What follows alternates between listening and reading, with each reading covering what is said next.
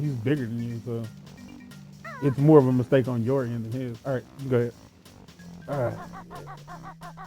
So in this episode of Banjo-Kazooie for Nintendo Switch N64 edition, Hot Dog Bonanza, I'm going to talk to y'all about something I have learned about recently called Dunbar's number. Mark, do you know about Dunbar's number? I do not. Really? I'm always surprised when there's something that you don't know.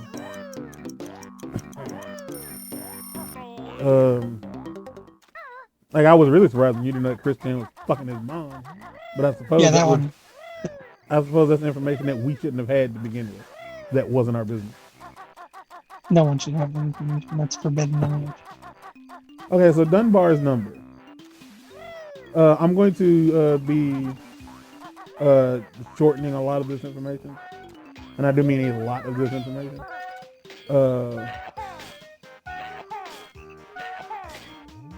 You did the same thing 4 times in a row.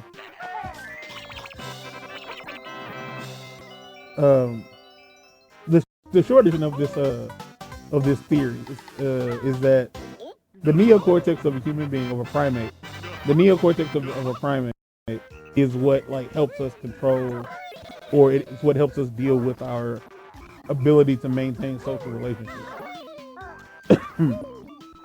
And it's been proven that since humans have a larger neocortex than the average ape, our number, I should restart this.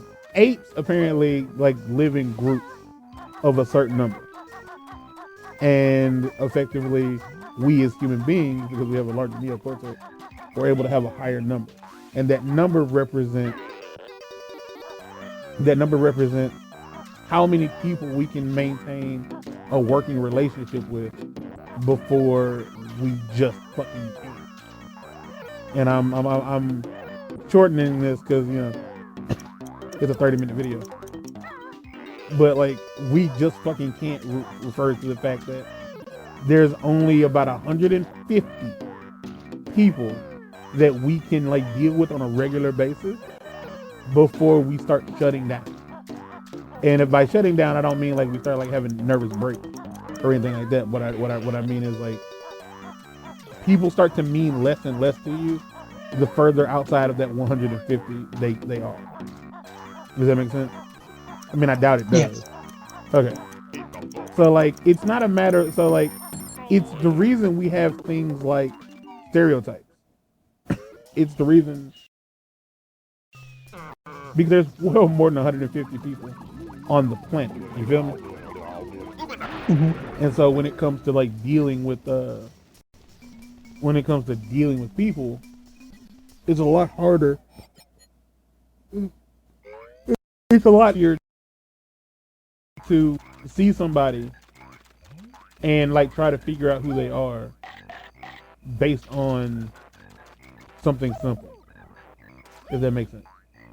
So like, let's say if I was out in public, like I don't really like around people, but if I was out in public and I was hanging out and I saw a person wearing like like a Red Hot Chili Pepper shirt, like I might be more inclined to try to talk to them.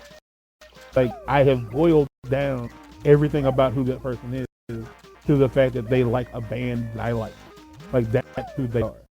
It's very, it's kind of like if like if people, first and foremost, I'm a human first. I'm a human before anything else, right?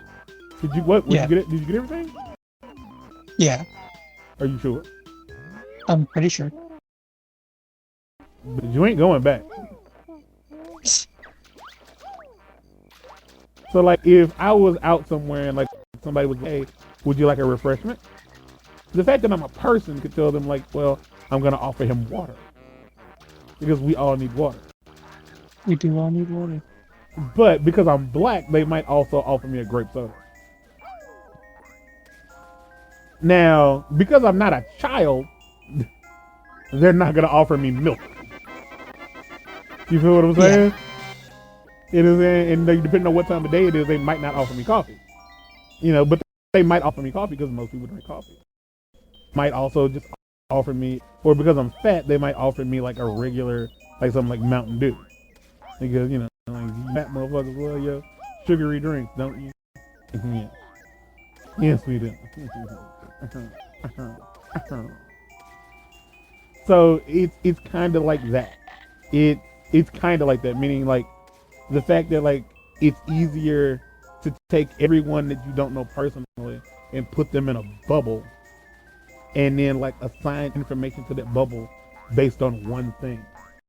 Like it's kind of like the whole idea that like all men like sex, or all men are like only concerned with sex, because the idea of trying to let to know every single man individually is a very daunting and exhausting task. So the concept of Dunbar's number is it's the like 150 people is the number of people you can maintain a relationship with, like, consistently.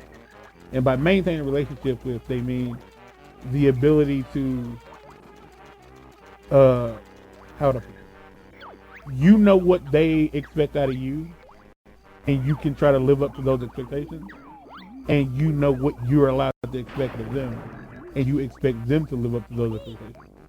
So like me and Mark are like, you know, best friends or whatever. Because I ain't gay. I ain't gay. Like we're best friends, so like if it's like, yeah, I need to talk to you real quick, or like, hey, do you want to record tonight? It, like, I know he might not be able to record, but it's that, like, if it's somebody else, like I'm unlikely, like if somebody else was to like tell me they wanted, hey, like you do a channel, I'd like to be involved, and it's like I'm probably not gonna bother. And it's not a matter of like me being an asshole. It's like I don't know, like because I'm pretty sure anybody who's watched understands that I'm very picky about the way the content on the channel works. Like I'm very picky about the content on the channel. Where are you trying to go? In here. What did you do all that for? Well, now I have to actually go back and become the crocodile. I'm about to say, because there's a pair of there's a pair of boots right up there.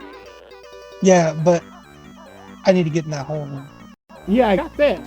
But the point was, you was already up there, and you came back with the boots. It served no purpose. That's what I'm conflicted with. Oh, because I needed to be able to break that ice. Yeah. The boots I couldn't do that as a crocodile. Yeah, but the boots didn't serve that purpose. Is what I'm getting at. I'm confused about the fact that you went up there doing Kazooie. You left, went got the boot, and came back. But the boots weren't responsible for giving you the ability to break the boulder or whatever that was. I had to go up there because I had to become Banjo-Kazooie. Like I was still the crocodile when I left here. Okay. Like I understand that you have to become the crocodile to go up there. Like to get in that hole. I got that. No, but when I left here, I was still the crocodile, so I had to. Yeah, I understand that. Get far enough away to turn into Banjo-Kazooie. Okay. And you just got the boots because they were red. Yeah. Okay. Because like from my perspective, you got the boot. You went up to that place, and then you returned with the boots as if the boots would serve a new purpose. And they didn't, and I was very confused. Anyway, so like yeah, that's like kind of how Dunbar's numbers. Dunbar is a person. Dunbar is a person who like who broke down, who came up with theory, and then like saw that this is how the majority of society works. 150 people is the max number of people that you can give a fuck about it any given moment. And like, and I mean like, truly give a shit about. The further outside that number of 150. Like, and they're in order. Like, from one, like, in most people's cases, they're personal one, which I feel like you should do.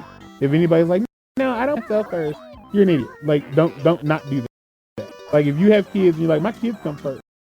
That's it. Because, like, if you get hurt or you get sick or you get off, then your kids rely on you.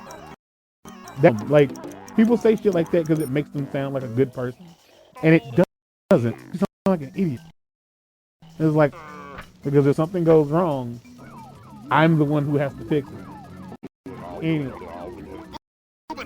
so like your kids, like in most people's case, they come first.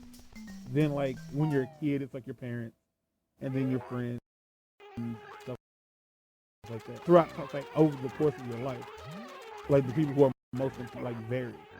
But the further you get from like the further out in that 150, like they all mean something. Like you know who they are. They matter. But once they are beyond that, it's hard to identify them as people. Does that make sense? Yeah. It's like the reason that like a mass shooter can't come mass shooter simply because like he doesn't see the victim as people.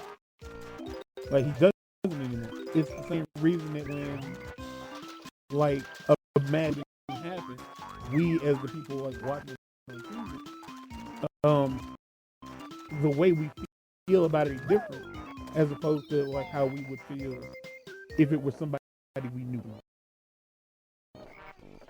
Like it's like this is sad. Like it sucks that this happened, and you see it on the news, yada yada yada, and you'll be like, this is crazy. Like we need to do something. Like, because for some people, it's like 9/11 is a terrible event in American history, but for some people, it personally that someone they loved it. Right. And like the difference is understand it better is the bigger difference is when you're not connected to it, you're gonna go home and jack off that night. Whereas like if you are connected to it, you might not be able to go erection for a while. Like it sounds crude and it's meant to like, you know, kind of meant to be, but like that's kind of what it is. Like when there's like a mass shooting at a school, it's like, damn, that's fucking crazy, yo. You know what I'm saying? But if you got a girl or a man at the house, you might still try to get your back blown out there. You know, it's like, oh, I mean, that shit happened in my life. But if it was one of your kids, or even if it was a kid of somebody you knew personally, and you really liked that kid, like you're going in the mood. You know what I'm saying? Mm-hmm. And so, like, yeah, like that number, like 100. First and foremost, I know 100 people person. I don't think I do. Like if Not I on a say, personal level, probably. no, like I feel like I started writing to people I knew, and for me personally, it means like I know their phone number, I know where they live, and I know stuff about them. Like I wouldn't count like my housekeeper as somebody I know personally, but she's somebody I know. Like she's in my 150, but she's not like in the top 50. Where like oddly, like for most people, those numbers are taken by family. And like as you get older, those numbers decrease because people die. You know what I'm saying? Mm-hmm. So like, oh, I know we're 150 people. This can't be true. Like, are you counting workers? Because everybody you work with counts as somebody you're close and personal with. It's just someone you see regularly. Because how many people are in our place? Like, there were a lot of people that we went to school with that I don't fuck about. Which Like, is honestly fair. Like, of the entire, of all the kids in school with, I can say that you, Braille, Nick, Carl, Devontae, William.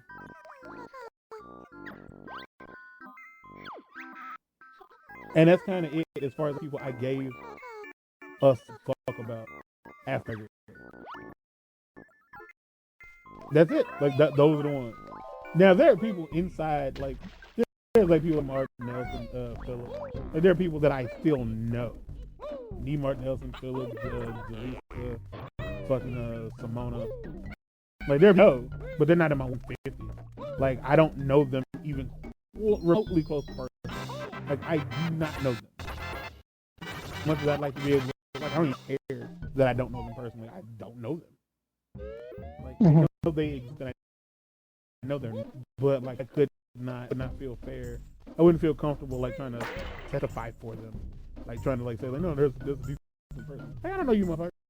Wouldn't go out of my put them in a position where they had to like like say something on my behalf, because I will tell you for sure the only reason that like we might stand for each other is because we're black.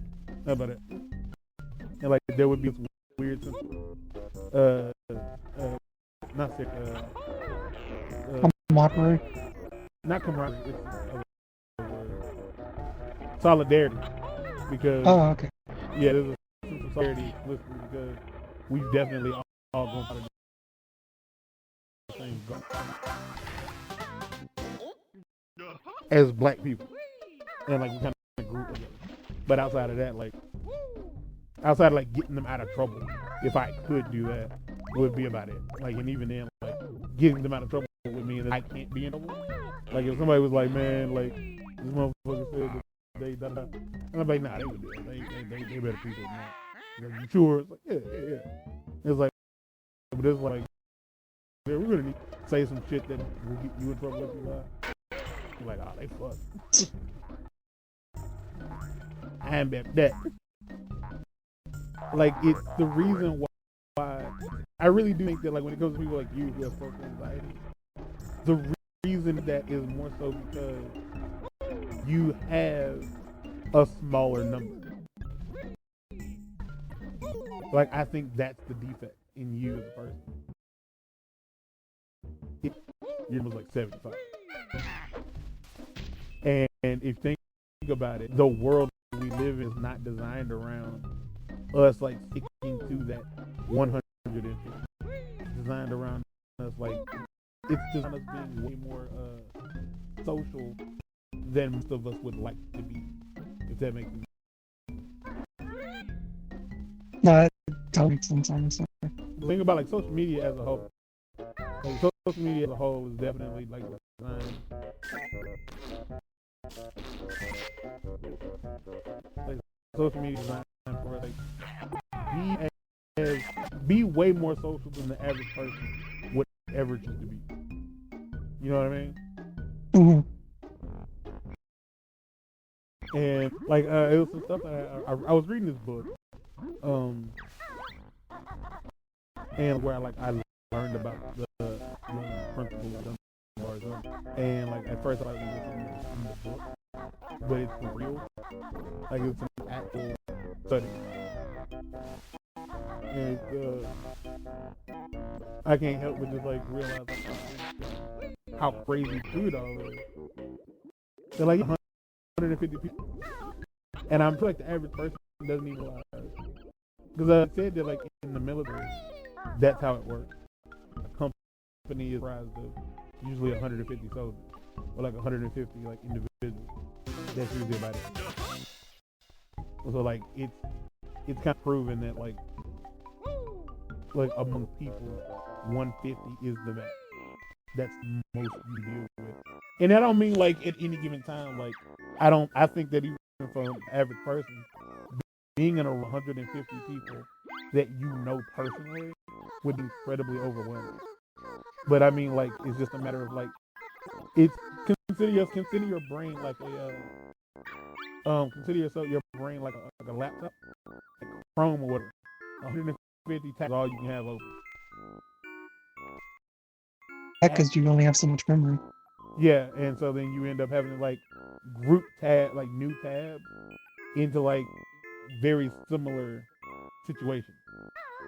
So like yeah, like I feel like there's definitely when it comes to like meeting people on the internet, you end up like putting like oh yeah, this is my friend who this. Like this is like I have a friend who I share porn with, or I have a friend I play Call of Duty with. Like we don't do shit else, and this is all we have in common is this one thing, and that's all I can really manage. And like I have other people that are all you know who I play Call of Duty with, and that's like how you that's how you you know what I'm saying? It's almost like it's almost as if you wanted to make sure you had friends. So the black you have are just that. They're black. Like they're just like their defining trait. They're black. Like, what else? Other than they're just black. And like sometimes like I hang out with them to get like a better understanding of like black culture. But that's it. Like you use them basically as free research. Yeah, kind of sort of. I was like that's weird. It is weird. But like 150 people. Like I don't know if this is interesting to anybody else, but it was very interesting to me specifically. Like, the fact that we can't know even like the original Pokedex, like in people, of of human beings, like it also makes me like, when did that study come out? Because like maybe like why they chose 150 for the first Pokedex.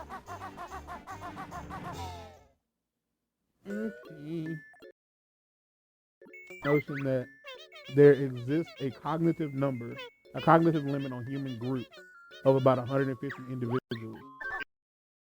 This to maintain group cohesion, individuals must be able to meet their own requirements well coordinate with other individuals in the group. I'm gonna head over to the numbers is suggested. A suggested cognitive limit is the number of people between one and stable social relationships in which an individual knows who the person is and how each person relates to every other person. This number was first proposed in 1890 by British anthropologist Robin Dunbar, who found a correlation between primate brain size and average social group by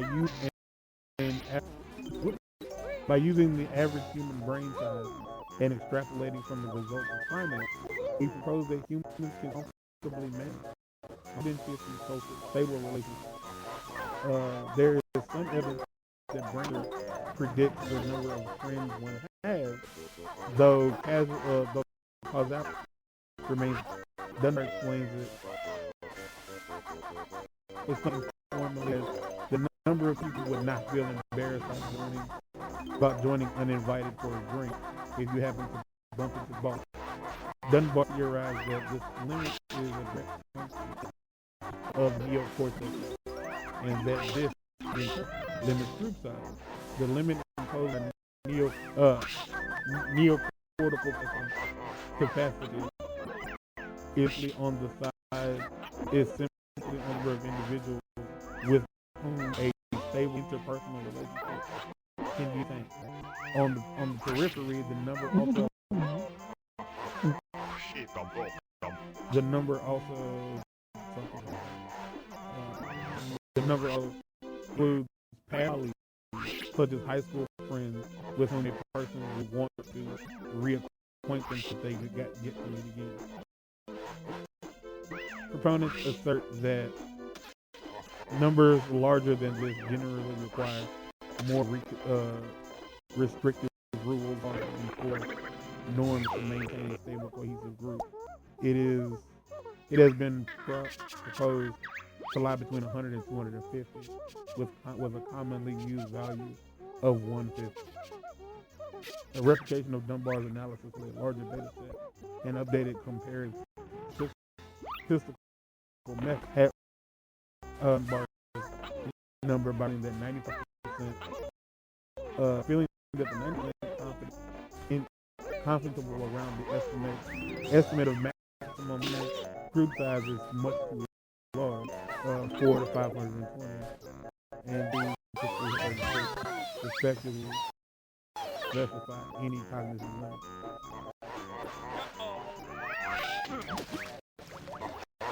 So 1919.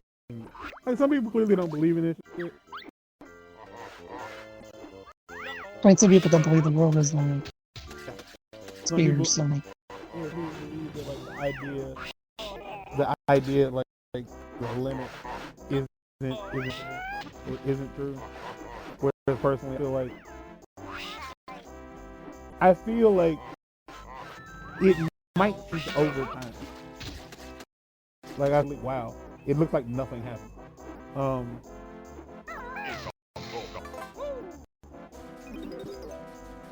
Like the idea of like, well, they know this might be like they're also including people you might want to meet again, so you keep like a bit like you cache their data in the back of your head, so you can totally meet them, so you can possibly meet them again at some point. Like I have people I've definitely had in my mind, and I can definitely say like I think we've all come across someone at some point that we knew from one point in our like I'd say mostly in our internet history, met as kids, and they bump into you again, and they've kept you in their mind all these years, and you're just looking at them like, who in the fuck are you?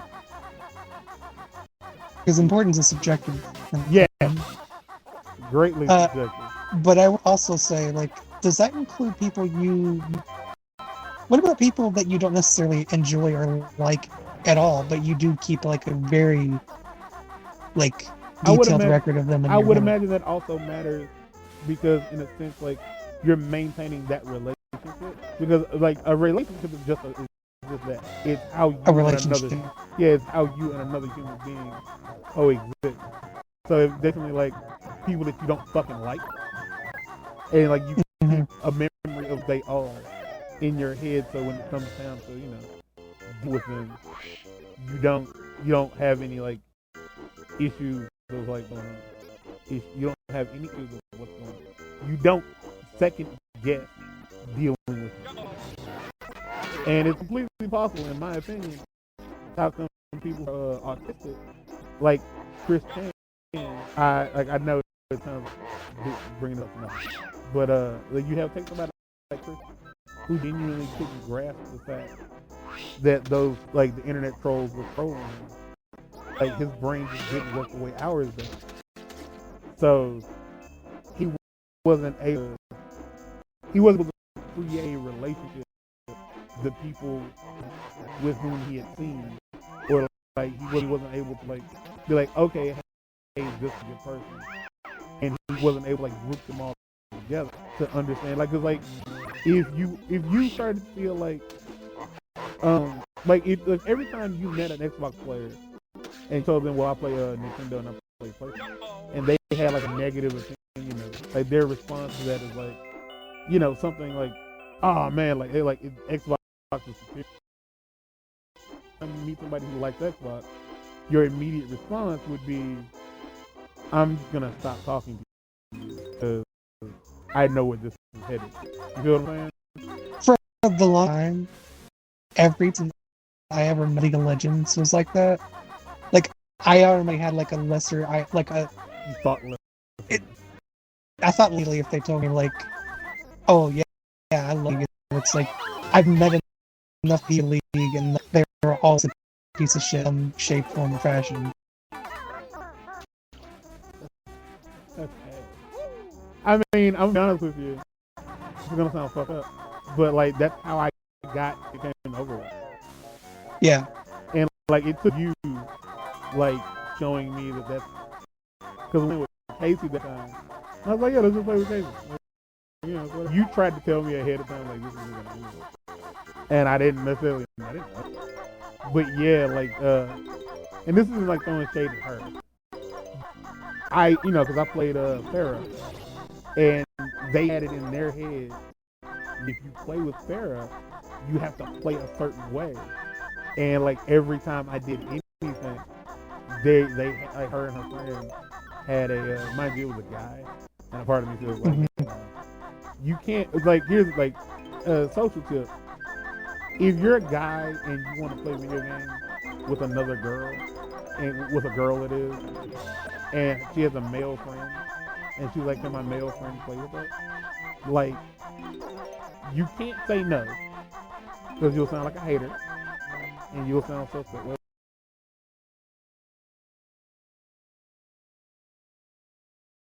Or else to do, you'll sound suspect. But just know that male friend is likely to act a certain kind of way around you. I'm gonna get back to this in a second.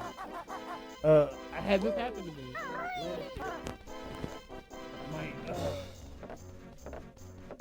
My friend Ayana was playing Borderlands 3. my friend wants to play with them. She was like, yeah, they're okay. And I was like, all right. So we start playing. And I, for whatever reason, like it's me. Like me and this girl have been like flirty for months at this point. Like probably, no, not months. It was last year for like 2 years. Me and her, but damn, hold on. How was this stuck? God damn. All right. Me and this girl have been flirty for months. Like for years at this point. So we were just playing Borderlands. Shit. With a shit connection. And I do mean a shit connection. But it was cool. Our friend, mind you, she was on mic. So I could talk to her. But they weren't? Nah, but the friend wasn't. Oh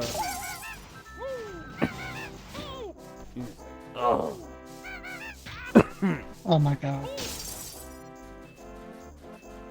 Well.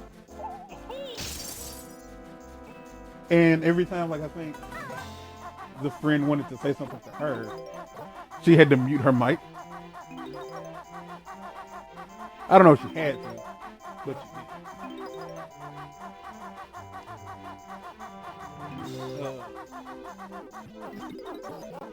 she did. He got to a point where, ooh, I hurt myself. He got to a point where he would stand between me and her when we were kind of like waiting on something. And he would also like just kind of stare me down. Mind you, his character, obviously. Yeah. We just kind of stared. But for all intents and purposes, like that's basically him in that moment. Yeah. And so like he got to a point where like he would kind of randomly start shooting at me. And like a part of me as a guy who is a guy, I understood what was happening. We were in a pissing contest because this girl that he liked told him that she wanted him to play a video game with her and this other guy whom she didn't know. Mind you, that's me. Mm-hmm. When it was all said and done, I do recall that we ended up, I had a conversation with her. I was like, who is he? Like, who is he to you? It was like, he's just my friend. And I was like, okay. I was like, he likes me. And long story short, she was like, no, I don't think so. I was like, yeah. Yeah, he does. I was like, he wants to, she said that they hadn't had sex. And I was like, oh, he wants to play. Like, he definitely wants to have sex. And the story, the turn this story takes is, there hits a point where I told her, if you ask him if he wants to date you, he'll tell you yes. But she was convinced that he wouldn't. So, to prove me wrong, she asked him. And in the process, proved herself wrong. So they start trying to date. And then according to her, what ended up happening was, after like the first time they went out, he started getting a little too comfortable. Simply meaning he would invite himself over to her house after he got off work. He would invite himself over to her house, unannounced, and then he would kind of he acted like a baby. Like he wanted her to like take care of him, and she said that's just not that's not her kink. That's not how she works. So. Like he was an actual man-child, or he was... Not like a man baby, but like, he wanted He wanted a mommy, is what you're saying. No. No. Not like an actual, like a baby, diaper baby sort of mommy. Yeah, like he wasn't a man baby. Someone who took care of him.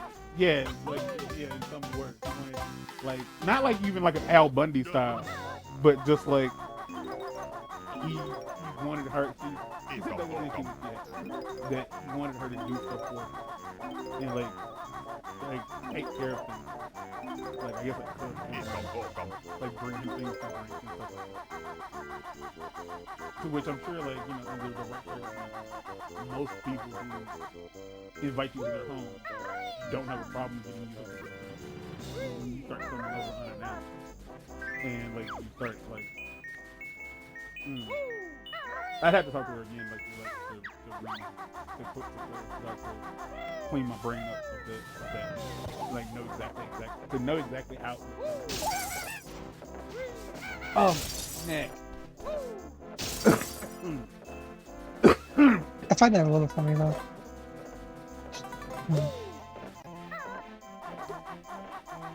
Ugh. You found what a little funny? He doesn't want to date me. Oh, he did want to date me. Yeah, we went out. Like, I asked because I ended up asking her, like, what do you mean y'all went out? Because, like, in my head, I was like, y'all go to, like, a nice restaurant and, like, sit across from each other, like, as other adults sat nearby, talking gently. Like, what is a date?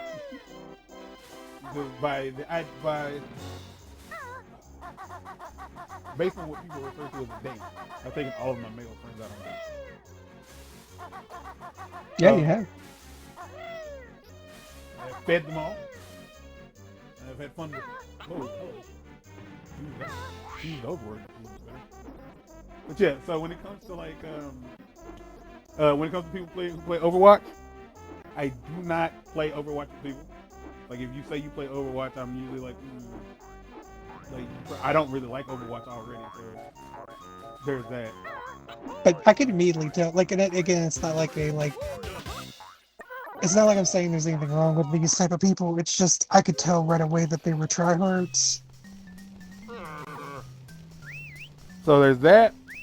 There's guys who want to play games with the girl who wants to play a game with me. Like I know what experience I'm about to get my hands in. I know what I'm about to get into. And then, and this one's gonna sound weird, but then there's people who are too pro-black. Like if I meet black people, like if the black person in question says that they mostly only like movies that have like a majority black cast, if they only really buy from black companies, or if they feel black people can't be racist, I usually know I'm talking to somebody I don't want to be talking to. And as a black person, I know how that sounds. I do not believe in the idea that black people can't be racist. I think that is a stupid fucking thing to say out loud. It's incredibly stupid.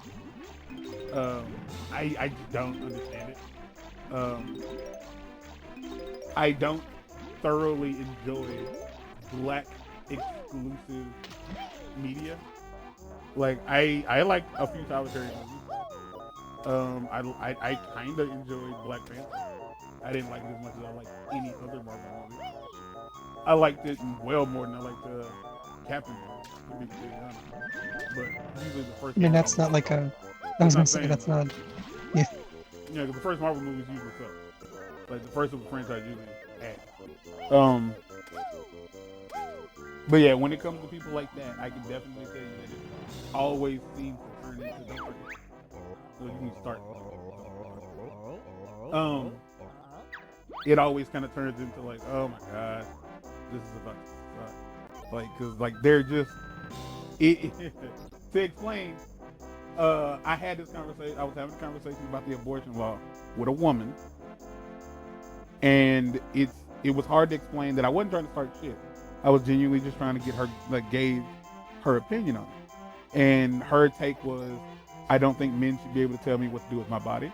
I then asked her, do you want to get an abortion? To which she said, I don't know.